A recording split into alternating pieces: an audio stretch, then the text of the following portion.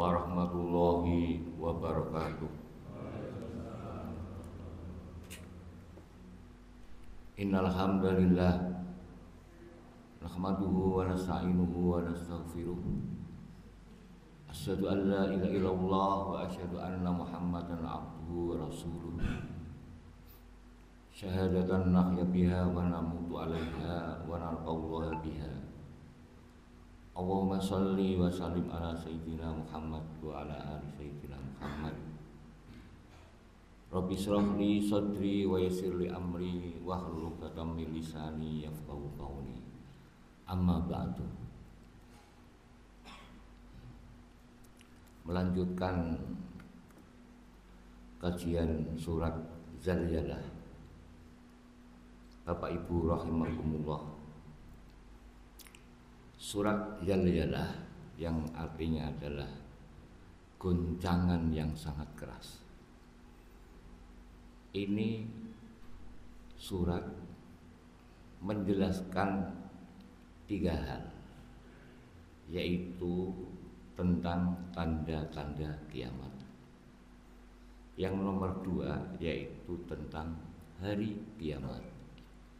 Yang nomor 3 yaitu tentang hari kebangkitan. Kemarin sudah saya sampaikan mengenai tanda-tanda hari kiamat.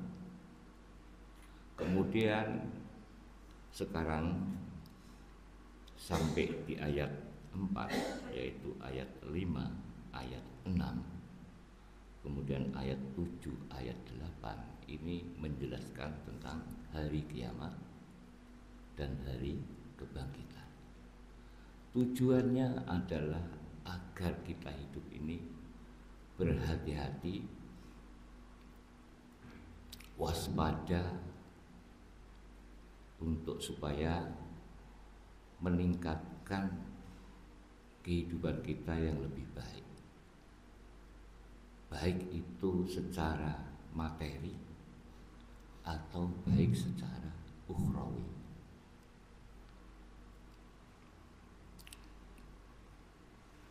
Ada hadis bahwa Rasulullah pernah mengatakan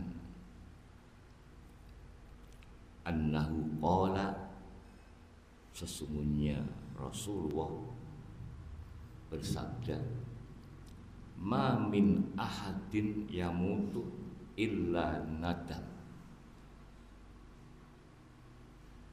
Tidak seseorang pun meninggal dunia kecuali nanti menyesal. Qalu wa ma nadamatuhu ya Rasulullah. Kemudian para sahabat bertanya, menyesal tentang apa? Atau apa penyesalannya ya Rasulullah? Rasulullah kemudian menjawab, in kana muhsinan nadam alla yakuna izdad. Kemudian Rasulullah menjawab, seandainya orang yang meninggal itu orang yang baik,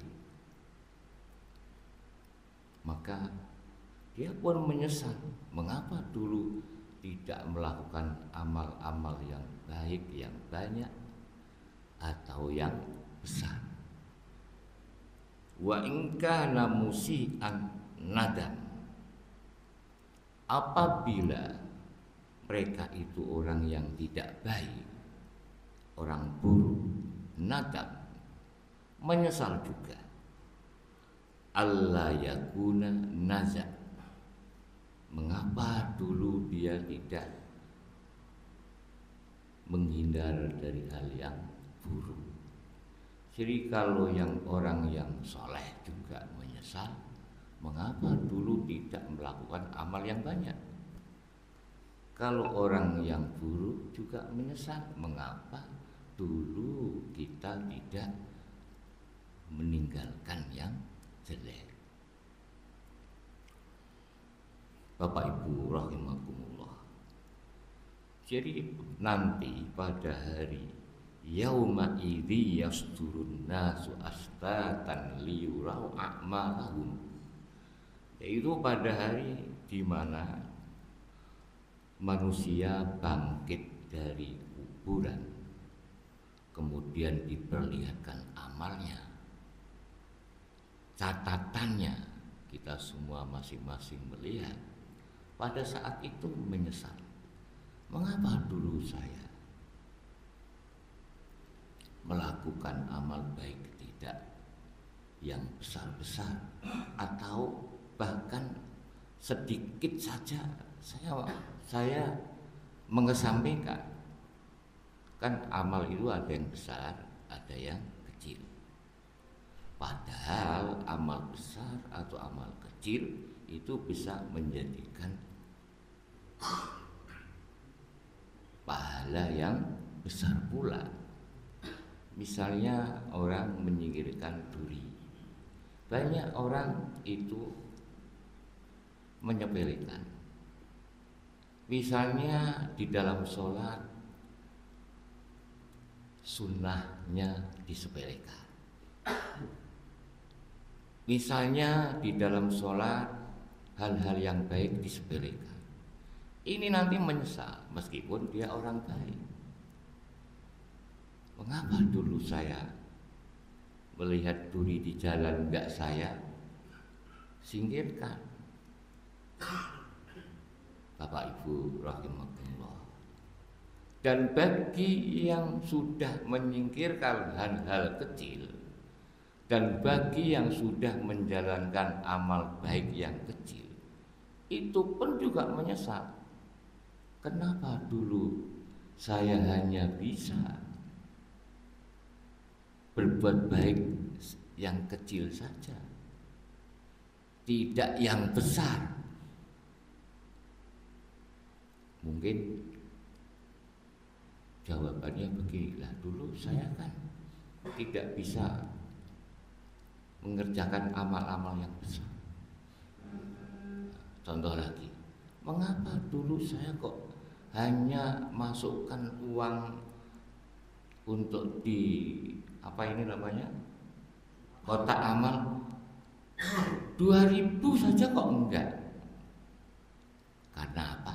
Mungkin merasa karena kecil. Nanti ajalah kalau sudah punya 50.000. Dia akan menyesal. Bagi orang yang menabung di kotak amal 2.000, itu tadi yang tidak, karena menyepelekan. Tapi bagi orang yang melakukan amal tadi, memasuki uang di kotak amal 2.000, kan orang baik lah itu pun menyesal. Kenapa dulu saya tidak bisa memberikan kotak amal lebih dari 2.000? Ini orang-orang yang baik akan menyesal seperti itu. Makanya apa? Faman ya'mal mithqala dzarratin khairan yarah. Barang siapa yang melakukan amal baik meskipun sebiji zarrah, itu akan diperlihatkan. Jadi bahwa ini ayat surat tidak berbicara tentang pahala, tapi ini berbicara bagaimana nanti ketika kita digiring ke padang mahsyar, bangun dari kuburan, kita akan ditunjukkan amal-amal kita.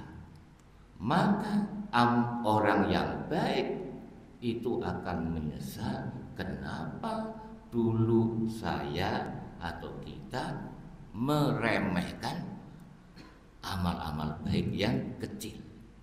Dan bagi orang yang baik yang melakukan amal kecil, itu pun akan menyesal, mengapa dulu saya tidak mampu mengerjakan amal yang lebih besar. Ya karena kita ini kadang-kadang memiliki pemandangan bahwa hidup ini suka menyepelekan amal yang kecil karena dia orang kaya, kan gitu. Karena mereka orang kaya, menyepelekan amal kecil. Begitu juga kadang-kadang kita ini mampunya yang kecil karena kita orang kebetulan pada waktu itu tidak punya uang. Lah ini kedua-duanya akan menyasar. Kenapa bagi orang yang tidak punya uang dulu tidak berusaha dengan sangat sehingga punya uang banyak dan bisa beramal dengan uang yang banyak.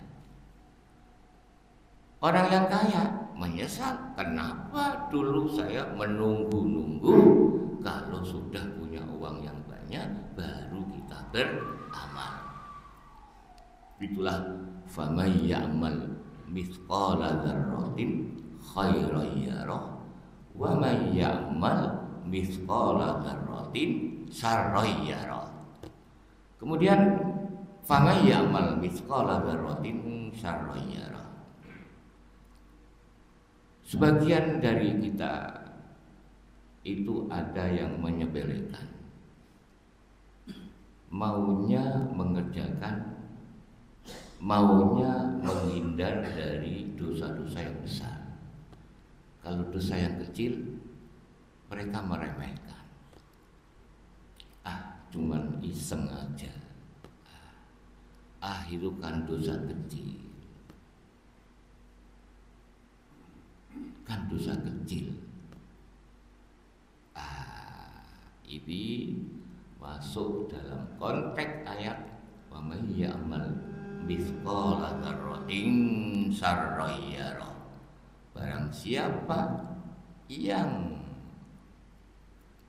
melakukan amal buruk meskipun sebiji zarrah itu akan diperlihatkan. Bapak Ibu rahimakumullah. Jadi kita tidak boleh menyepelekan hal yang kecil dalam sholat, misalnya tidak baca iftitah. Alasannya karena itu sunnah. Itu sebetulnya masuk dalam konteks ayat faman ya'mal mithqala dzarratin khairan yarah. Karena kita ini sebetulnya sudah sering mendengar cerita bahwa ada seorang perempuan memberi minum anjing, itu saja masuk surga. Masa kita dalam sholat meninggalkan hal-hal yang sunnah dengan alasan itu hukumnya sunnah? Saya rasa itu karena kurang mendalami firman Allah, faman ya'mal mithqala dzarratin khairan yarah. Begitu juga orang yang menyepelekan dosa-dosa kecil, misalnya bohong, ditanya, misalnya orang jualan, wah ini sudah ditawar orang 1 juta padahal belum, gitu kan, kecil. Meskipun kecil, itu nanti ketika yauma yasdurun nasu asatan liyura a'malahum, mereka akan menyesal. Kenapa dulu saya bohong-bohong kecil? Ingat ya, ini bukan berbicara tentang pahala. Bisa jadi itu semua dimaaf oleh Allah, tetapi itu nanti akan ditampakkan dan orang lain juga melihat betapa malunya. Misalnya kita pernah bohong begitu, orang lain melihat, ini orang dulu menyepelekan hal-hal yang buruk. Untuk itu ini kita baca setiap sholat supaya apa? supaya kita punya pemandangan bahwa nanti akan terjadi seperti itu. Dengan demikian maka kita akan selalu melakukan perbaikan dan lama-lama sholat kita menjadi lebih baik karena tidak menyepelekan hal-hal yang sunnah, hal-hal yang menjadikan tambahnya kebaikan kita di dalam sholat dan kebaikan kita di dalam beribadah. Kalau kita bicara asbabun nuzul, memang dua ayat ini terjadi karena ada seorang laki-laki yang didatangi oleh seorang peminta. Kemudian orang itu memberi hanya sebatas kurma, sebatas sedikit roti. Kemudian orang laki-laki lain, untuk apa ini kamu sedekah kok cuman segitu? Kemudian dijawab oleh laki-laki yang lain, loh, kita melakukan sesuatu meskipun kecil, selama itu niatnya ikhlas, hanya beribadah kepada Allah, itu pun akan memiliki pahala yang sangat besar.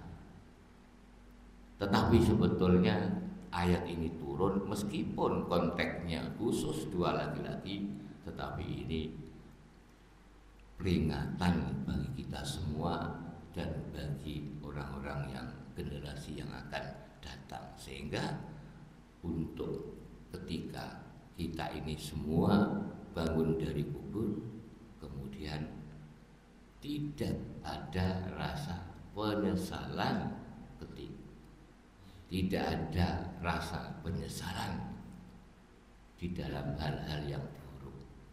Tapi karena hadis ini pasti menyesal, maka penyesalan itu akan ada.